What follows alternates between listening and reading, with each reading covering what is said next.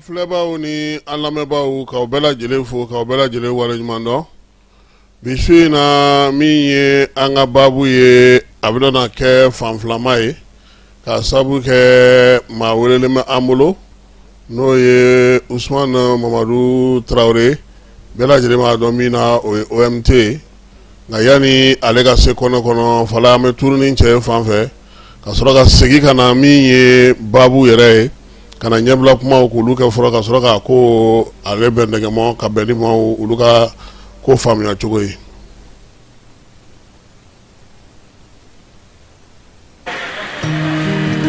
Dugu kɔnɔna sigida dɔ la bɛɛ b'i ci la nka baara o baara kɔfɛ laɲini dɔ bɛ yen laɲini min bɛ kɔlɔsili walima bololabila ko fɔ Fatu filɛ nin ye a bɛ baara kɛ BTP de la a ye baara kura dɔ boloda k'a sɔrɔ a ma ko fɔ EDM mɔgɔw ye o nana ni mun ye kuranfin dɔ tigɛra sigida kelen bɛɛ bilala dibi la Fatu ta ye bololatigɛ dan ye wa a damaja mɔgɔ si la ni Mamadu ye taxi bolila don ka to mobili bolila a ye kuran poto dɔ gosi ka kari a ma boli wa a ye EDMSA ka centre d'appel wele a ka nin kɛwale ɲuman in b'a to ka sara wɛrɛ tɛna bɔ a la Mamadu ye fasoden ɲuman ye wa a jan bɛ bɛɛ ka lakana la nka bɛɛ tɛ nin hakilina ɲuman in sɔrɔ Isa filɛ nin ye a bi ka kɛ komi a bi baara dɔ la k'a sɔrɔ a bɛ ka kofere électrique fil de bɔ ka t'u feere kuranko la fɛn bɛɛ jate kan ka minɛ an kana kɛ Fatu ni Isa ɲɔgɔn ye an ka kɛ i komi Mamadu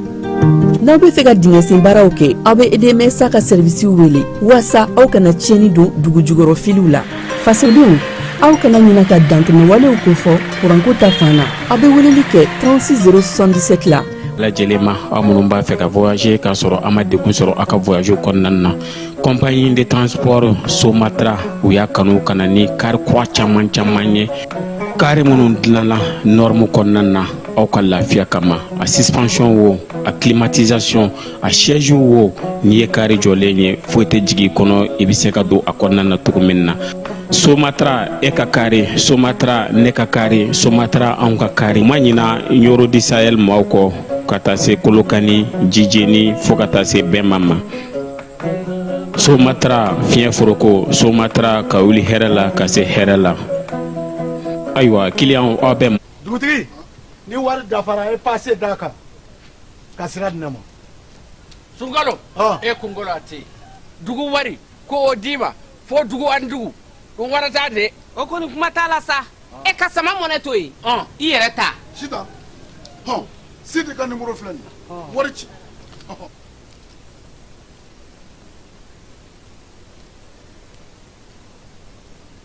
wari sera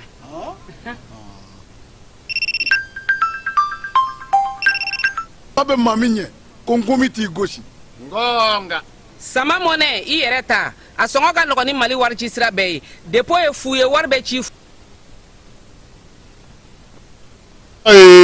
min ye wolomasiri tabaw ka dagatigi ye Jean-Élisée Daou ko k'a da bɛɛ lajɛlen tulo kan min ye armée a ka wulikajɔ n'a ka cɛsiriw bɛ sen na jabalikaw fɛ Segu mara la u ye gosili kɛ maaw kusira ka olu minɛ falaye ko sɔrɔsi cɛ 30 b'u bolo kɛlɛkɛcɛ 30 b'u bolo terroriste ka maa minɛlenw ani minnu ma se ka taa n'u ma se ka bɔ u nɔ na fiyewu u y'u bolo da olu minnu ka Bamakɔ ni ka wale kɛbaw olu de b'u bolo n'an seginna ka na Bamako fala ye cour d'appel kiiri min bɛ senna n'o bɛ tali kɛ colonel major Kasum Goyita la ale ni a nɔnɔw maa 5 fala ye kiiri ɲɔngirila kiiri ɲɔngirila dɛ ko kuma daminɛna kunungo min ye Kasum Goyita ye u y'a ɲininka ko k'ale dɔnko tɛ ko la ko min n'ale welelen don ka na kɛnɛ kan fala ye a bɛ se ka min f'u ye fɔnkɔɲɔgɔnkɔ min tun bɛ yen Bandaw ale ni Asimi ninnu ni ɲɔgɔn cɛ n'u nana wolo nin ko in na ko nka ko Fangandaraki ko ale dɔnko t'o la ale kɔfɛ u ye welewelemada bila sa min ye Balo ma agence balo o fana nana sego kuma kelen ka falai goita ale ka lamenu balingo ka boyepio ani balo kunungo tile konnana bi baara bɛɛ lajɛlen kɛra ani kunungo baara bɛɛ lajɛlen kɛra sa secrétaire général min kun bɛ kulubakaw fɛ yen n'o ye Kalilu Dumiya ye ale ko k'ale yɛrɛ kamana gannen o fala ye ko yanni k'ale y'a mɛn ko ale minɛnen don coup d'état ko la koyi kiiri sigilamaw ye ɲininkali busan na taa sanfɛ k'a lajigin cogo o cogo fala ye a ma bɔ a kumakan kan dɛ a tɔ laban nana kɛ mun ye sisan soldadonbaw ko maa min yɛrɛ nin ko bɛ fɔ ko ninnu ye coup d'état kɛ fala ye k'u k'o yɛrɛ wele ka na n'a ye Sumala Bagayogo k'a tɛ dugu la ko nka k'a kan ka don sini juma ntɛnɛn kiiri bɛna na kurakuraya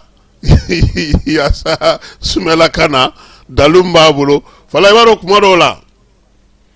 n'i ye kiiri yɛrɛ sigicogo ni kiiri baarakɛcogo lajɛ i bɛ siran nka ni kiiritigɛla ɲɛnamaw bɛ yen ni sɛbɛn bɛ minnu bolo n'olu b'a dɔn k'u ka baara don u tɛ fɛ u tɔgɔ ka tiɲɛ u bɛ fɛ a ka kɛ ka ɲɛ kuma dɔw la sɛgɛsɛgɛlikɛlaw ka kuma sɛbɛn ninnu caman bɛ yen u t'o ta ba la dɛ n'o tɛ ni sɛgɛsɛgɛli kɛra k'a fɛsɛfɛsɛ k'a ban k'a tan tayi k'a fɔ ko nin waleya de kɛra a ka ca Ala fɛ seere man tila ka wele a ko la dɛ nka komi kiiri de bɛ sen na u ko Sumala ka na kiiri tigilamɔgɔ yɛrɛ ko Sumala yɛrɛ ka na u k'ale fana lamɛn ten a kun fɔra k'a bɛna sini juma ninnu ko n'a bɛna juma o ka ɲi ntɛnɛn u n'a wele ka na nin ko in kɛra cogo di a fana ka faamuyali ye min ye a la kiiri na sɔrɔ ka taa dakura la sa i n'a fɔ an y'a fɔ a ɲɛna cogo min na nin kiiri kelen ninnu kɛnɛ kan fala ye Rasbach Ben le Cerveau ale ni commandant Dawuda olu fana ka kiiri dɔgɔdalen don nin ko in bɛɛ lajɛlen senfɛ n'o ye chambre criminelle cour d'appel la yaasa ka se ka u ka kiiri ko sigi sen kelen kan ministre min bɛ mara kɔnɔna lakana ko kunna fala ye ko k'a da bɛɛ lajɛlen tulo kan sa ko polisi kura 1000 k'u bɛna olu ta n'a fɔ ma ko gardien de paix u bɛna olu 1000 ta min ye sapeur pompier ye sa n'a bɛ fɔ ma ko agent protection civile maaw olu fana ka sapeur de rang u bɛna o maa 500 ta fala ye ko ni maa min b'a fɛ sa i tɔgɔ ka ye nin ko ninnu na i bɛ taa sɛbɛnw ta ani ka taa sɛbɛnw ɲini yaasa laɲini bɛ kɛ cogo min na sa ka taa a sɛbɛnw da a dacogo la na Ala sɔnna a ma ministre Dawudu ale de ye sɛbɛn in fa siri fala ye chef d'état-major armée fana kunna fala ye ale fana ko taliba bɛna kɛ wolomasiri tabaw ka gun kan gendarmerie b'a la polisi b'a la garde b'a la ka taa se sapeur pompier ma olu fana ko sa ko o bɛna na dayɛlɛ n'Ala sɔnna a ma sini ana jira o ko sɛnɛ nka sabula olu ka sɛbɛn in ale ka jan kosɛbɛ segukaw fɛ yen Ala ka hinɛ a la ko bisi yɛlɛla chauffeur paranti dɔ ka fala ye k'a fa Segu kɔni kita sɛnɛkɛlaw ko sɛnɛ daminɛ a ma k'u sago ye fɔlɔ dɛ nɔgɔ ma ye sɛnɛkɛminan maɲɔgɔlɔn tɔ si ma ye san fana ma ye fɔlɔ o kɛlen ka kita sɛnɛko gɛlɛya Gawokaw fɛ yen k'i min bɛ yen n'a fɔ ma ko Sane olu ye dugutigi kura sɔrɔ Saba ni Alasani Mayiga ale sigira dugutigi golo ka Gawokaw olu fɛ yen Sane kin kɔnɔna na Kulukoro station tigiw y'a jira sa ko tare nin waati na u ye taji sɔrɔ fo ka min ye bilankɔrɔ sɔrɔ a ko la n'o y'u ka stocku ye k'olu fana bɛɛ lajɛlen sigi sen kelen kan min ye Narakaw fɛ yen ɲɛfɔli bɛ ka kɛ DGCC maaw fɛ Nara n'a bolofara la a tɛnkundugu la yaasa cogoya min na fɛɛrɛ mun sigira sen kan n'o ye moto ko ye u bɛ se k'a faamuya cogo min ye général de brigade docteur Amara Dumiya n'ale Nara gouverneur fala ye ale yɛrɛ tun bɛ kɛnɛ kan DGCC bolofara min bɛ Narakaw marabolo kɔnɔna na o fana tun bɛ yen ka ɲɛfɔli kɛ dugudenw ye maasina musow bɛ ka wuli ka jɔ kɛ se ka kalansen sigi sen kan dɔ bɛ se ka fara o kan dɔɔni kan cogo min na fala ye ko min ye cité administrative la ministre ka baarakɛyɔrɔ ko maa yɛlɛ k'i ka mobili tɛ don yen tuguni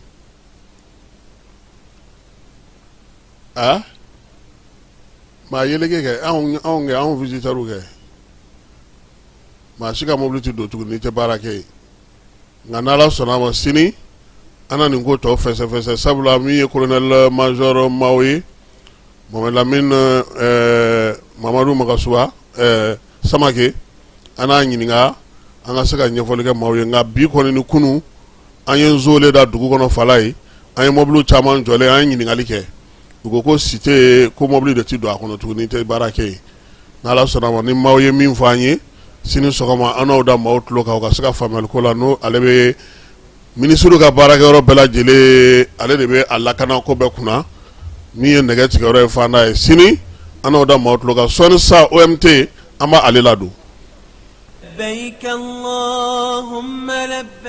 Agence Dunia Travel Service ako abibo nyamasegi foli kɛ ka ɲɛsin a ka sango hiji denw ma aw minnu ye danaya ta ka da kan aw ka hiji labɛn ni a kɛcogo ɲuman na. N'an taara hɛrɛ la ka segin hɛrɛ la dumuniw ka ɲi bɛrɛbɛrɛli ka ɲi n'an mago bɛ diɲɛ fɛn fɛn na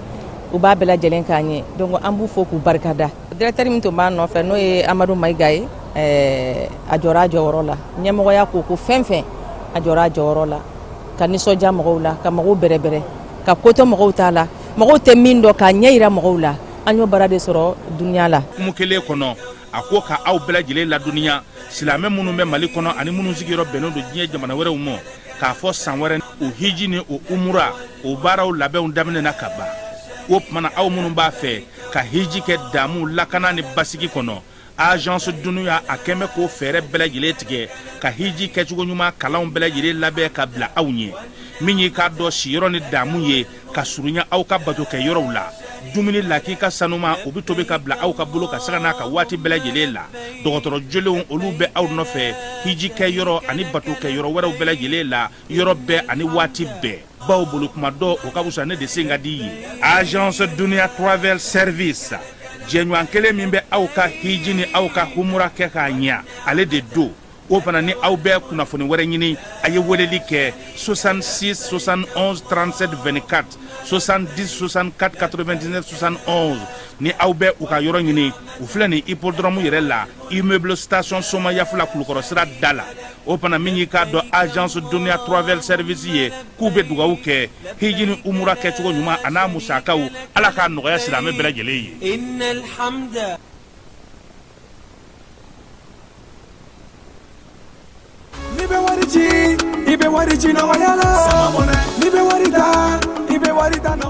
Sama mɔnɛ bi maliyɛnw jɔrɔna ko n'u hamina ko dɔn o de la sama mɔnɛ ma fɛn fara a ka wari cili musakaw kan wa a ka nɔgɔn ni Mali wari ci siraw bɛɛ ye a ma da aw ma dɛ sama mɔnɛ bi dɔ fara aw de kunna wari kan ni wari bonisi ye awɔ ni wari bonisi ye kɔni aw ka sanni kɛ ni sama mɔnɛ application ye aw bɛ wari sɔrɔ aw ka compte bonisi la k'a daminɛ crédit la abonnement télé fo ka taa se courant ni ji sarali ma aw bɛ bonisi sɔrɔ nin bɛɛ la n'a ka bonisi buguna dɔrɔn aw bɛ se k'a yɛlɛma aw ka sama mɔnɛ compte la ka sanni wɛrɛ kɛ n'a ye walima ka taa wari jɛ bɔ an ka lasigiden dɔ fɛ yen aw ye mɔnɛ bɔ aw yɛrɛ la a k'a si filɛ sisan ni sama mɔnɛ application téléchargeli ye Play Store walima App Store kan ka sɔrɔ k'aw tɔgɔ sɛbɛn ni sama mɔnɛ ye aw de kunna wari bɛ augmenter. Sama mɔnɛ i yɛrɛ ta awɔ i yɛrɛ ta ni yɛrɛ ta ye. Filɛbaaw ni an lamɛnbaaw i n'a fɔ an y'a fɔ aw ɲɛna cogo min na kabini wuladafɛla in na min ye maa min an bɛna bisimila bi ale tɛ an ka kɛnɛ in dunan ye fiyewu Usman Mamadu Traore bɛɛ lajɛlen b'a wele ko OMT min ye M5 RFP ni cɛbaw tun b'a la k'a ye minnu tun bɛ ka wulikajɔ ni cɛsiri kɛ yaasa min ye M5 RFP ye denmisɛnninlakaw jɔyɔrɔ bɛ se ka kɛ min y'a kɔnɔ a wulikajɔ n'a ko bɛɛ lajɛlen na fo ka taa se fanga dafirili ma OMT a tun b'o la maaw yɛrɛ y'a dɔn tɔn min na ani baarakɛda min na ani cɛsiri min na kosɛbɛ o ye Sumala Sise nɔfɛ baara ye o de nana se M5 RFP fana kɔnɔna na ka wulikajɔ kɛ ni denmisɛnninlakaw ye madula ni janjo kɛra OMT kɛra fo n'a kɛra don min na u ye tɛgɛ da yɛrɛ kan dɛ u ye tɛgɛ da ka don min na n'o kɔni tɛ a tɔ bɛɛ lajɛlen kɛra OMT na fo ka taa se coup d'état ma o bɛɛ y'a sɔrɔ OMT bɛ kaso la OMT i ni su. Mashallah alhamdulillah la bilana Traoré ko bɛ cogo di an bɛ ala tɔnɔ an ala fama ala barikata sawa a kɛra fama ye nka a ma kɛ ɲinɛ ye na vraiment a kɛra tile filani ye bi su in na an bɛna na baabu kɛ Mashallah an y'a ye k'a fɔ nin waati laban in na maa caman da deli maaw ɲɛna ko u da delilen don k'u tɛ yen an y'a f'u ye u bɛ yen fasojɔ la bɛɛ lajɛlen n'i ta fan n'i ta i ka ko kɛcogo don su in na an bɛna na masala sabula an y'a ye k'a fɔ nin waati in na san 5 tɛmɛna aw ka wulikajɔ in yɛrɛ kun ye min ye an na dɔ fɔ o la denmisɛnninlakaw olu ka kow bɛ cogo di bi aw yɛrɛ ka tɔn kɔnɔnaw la aw bɛ cogo di bi hali n'o y'a sɔrɔ tɔn ninnu tɛ yen aw bɛ baara minnu na bi fasodenɲumanya waleya bɛ se ka kɛ cogo di yɛlɛma min n'aw y'a ɲini a ko bɛ cogo di i yɛrɛ terikɛw dɔw n bɛ se k'a fɔ dɔw ye baarakɛɲɔgɔn ye n'o ye Dawuda Konate olu ka kiiri dɔgɔdalen don fana ni hakilina min b'i bolo o la fana an na olu bɛɛ lajɛlen fɔ baabu kɔnɔ OMT mɔgɔw yɛrɛ b'a tilen k'a fɔ OMT e nana i yɛrɛ sɔrɔ nin ko ninnu yɛrɛ la cogo di ni politiki ko ni fɛn ninnu na cogo di e nana cogo di Kasim ne kɔni bɛ cɛkɔrɔba dɔn n t'e dɔn dɛ Kasim n bɛ Ala fo ka barika da k'an filɛbagaw n'an lamɛnbagaw n bɛ bɛɛ lajɛlen fo n bɛ maliyɛnw fo vraiment u ka sɛgɛn la u ka muɲu na u ka sabali la n'i y'a ye bi jamana ye bi sɔrɔ jamanadenw y'a faamuya u y'u da de u muɲu sabali la hali bi Ala ko sabali ni muɲu kɛ hɛrɛ jamana ka basigi ni taɲɛ kama autorité minnu b'an kunna Kasim an b'u fo ka cɛsiri la an b'u fo ka wuli ka jɔ la u jɛr'u ɲini ko ka jɔ quoi denbaya yɛrɛ ko bi u bɛ ka jamana in ta gɛlɛyaba kɔnɔ mais n'Ala sɔnna ma an n'u ka dɛmɛ a bɛ ɲɛ wa Ala k'a ɲɛ fɛnɛ kɔrɔ an b'i yɛrɛ fo i ka cɛsiri wuli ka jɔ la ani ka kunnafoni di cogo ɲuman maliyɛnw ma n'u y'i lamɛn u bɛ lafiya u ja bɛ sigi surtout maliyɛnw minnu bɛ kɔ kan u ko n'an bɛ na an ka foli f'i ye i bɛ ka mun k'u ye Ala de b'a dɔn sɔgɔma fɛ tile fɛ su fɛ en temps réel kuma min bɛ f'u ye n'u bɛ fɛn min ye tubabuw ka jabaraninso la n'u ye lamɛn a bɛ basigi ni hakilisigi min s'u ma u bɛ se k'u ka baara kɛ lafiya la Ala de b'a dɔn Ala k'i sara o la an y'o kɛ kuma fɔra ka ɲɛ kɔrɔ baasi t'a la ne ye OMT Ousmane Mamadu Tarawele Ousmane Tarawele o ye n tɔgɔ ye n fa ye Mamadu ye n ye OMT in sɔrɔ k'an to lycée Asika Mamadi la k'an to 10e na Ousmane Tarawele caman de tun bɛ classe kɔnɔ bɛɛ fa tɔgɔ di kan an bɛ mɔgɔ 7 i kɛra ATT ninnu ɲɔgɔnna ye sa olu ka taa sɔrɔ la ten de ATT fana ka ATT nana ten de o ne fana ka OMT nana ten de ala ma hinɛna Bɛbɛli la n'o ye Sulemani Yakuba Sidibe ale de ko sa ko ko nin ko in cayara Amadu Ture cayara classe kɔnɔ ale ATT ta kɛ ATT ko ale b'o fa tɔgɔ dɔn ale y'o far'o kan bɛɛ tugura o fana kɔ donc o hakilila jigi pour que k'a jira mɔgɔ la k'a fɔ a bɛ kɛ ekɔliso la kuma caman c'est vrai n'aw Kasimu cayara o bɛɛ ye Tarawele Musa na fara dɔw ta kan ko ni tɔw bɔ dɔn ka bɔ ɲɔgɔn na n hakilila i ta in fana bɛ ten a kɛra ten walayi mashallah an y'a sɔrɔ ten ɔkɔlidenya kɔnɔ an y'a AM kɛ lycée Asika la ka bɔ yen k'a kɛ IG la k'a kɛ faculté de sensibilité politique la Kasim an yɛrɛ nana politique kɔnɔ cogo di depuis 2000 oui an bɛ se k'a fɔ depuis 12 kilisi kelen o y'a sɔrɔ an kun ye ATT kanubaga ye an kun y'a tanu depuis an ka dɔgɔn a ka kɛta n'a ka fɔta fɛ kilisi wililen an ye réalité dɔw faamuya an ye ko caman ye an da donna fɛn caman na AM cadre fɛ souvent AM kun bɛ utiliser k'a kɛ polisi mɔgɔw ka bolodɔn fɛn ka u ka ɲinifɛnw ɲini an ye utiliser olu sira fɛ o temps fana an fɛn ye maa hakilimaw de an ye maa faamuya olu ye an nana ye k'a fɔ 2012 bɛ ka taa sira min fɛ an ye fɛn caman ye an ye fɛn caman faamuya bon politique nana diya n ye f'an nana don a la mais en 2013 ne ye Ibrahima Boubacar Keita de soutenir en 2013 o y'a sɔrɔ an bɛ sabati 2012 la ani Musa Ba ninnu an jɛra diinɛ ka d'an ye n bɛ diinɛ la n ye tiɲɛna kalanden ɲuman ye fɛnɛ o faamu so kɛrɛfɛla la voilà Zawiya bɛ yen an ye Zawiya den wa an ye Zawiya kanubaga ye an ye Ibrahima Boubacar Keita de soutenir mais fanga kɔnɔ an nana ye Ala ko tiɲɛ an y'a soutenir kun min kama ani an ka kalifa a y'a dɛmɛ kun min kama i bɛ ka ma o kun fa an kɛra ladire tuma min na a bɛ fanga kɔnɔ an hakilina ye minnu an y'olu fɔ an ka mouvement fɔlɔ nana an tɛ a banna la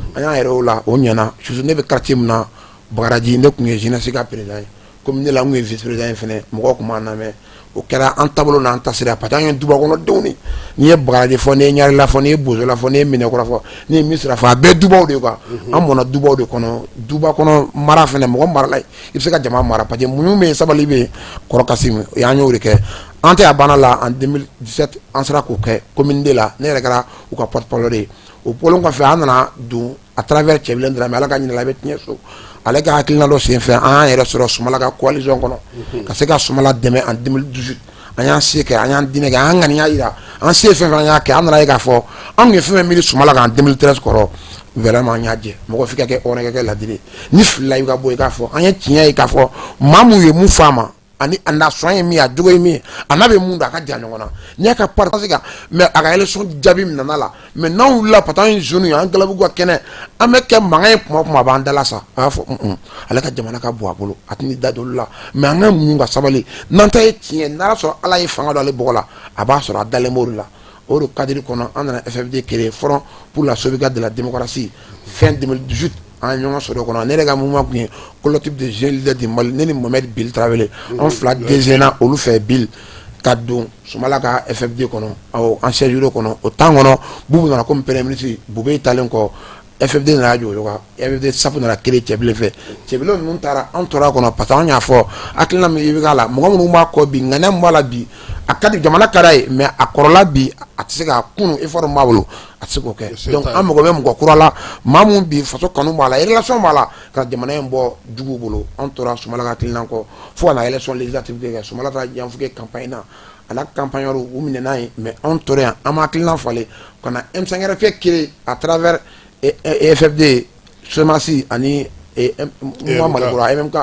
an yɛrɛ kun ye FFD jeunesse ɲɛmaa ye an y'an yɛrɛ sɔrɔ a kɔnɔ an ye kɛlɛ kɛ tiɲɛ kan tilennenya kan an y'a kɛ ni Maliko de an y'a kɛ ni Mali hakilina de fo kana nɔ bɔ Kasimu nɔ bɔlen fɛnɛ fanga binnen le 18 août 2020 an ma bɔ an nɔ la dɛ an tora M5 kɔnɔ même si an surtout la surasiw dɔw fɛ an n'u ka jɛ ka baara an ko ayi an ni dɔw de jɛra kunun tiɲɛ kan tilennenya kan n'an y'a dɔn cɛkɔrɔbaw don mais an tugur'u kɔ parce que o fana y'a dɔn Maliko de don u y'u bilala anw ɲɛ o kama an m'an yɛrɛ M5 de kɔnɔ an t'an yɛrɛ coalition wɛrɛ la an tora M5 kɔnɔ CNTO sigira gouvernement sigira an hakilina ma falen Maliko de don an y'a tinti ka yira k'a fɔ kɛlɛ kɛra hakilina mun na baara tɛ ka k'o kan finalement an nana se juin 2021 na jamana kun dɛsɛra a yɛrɛ kɔrɔ jamana kun binna justice kun man ɲi kalan kun man ɲi foyi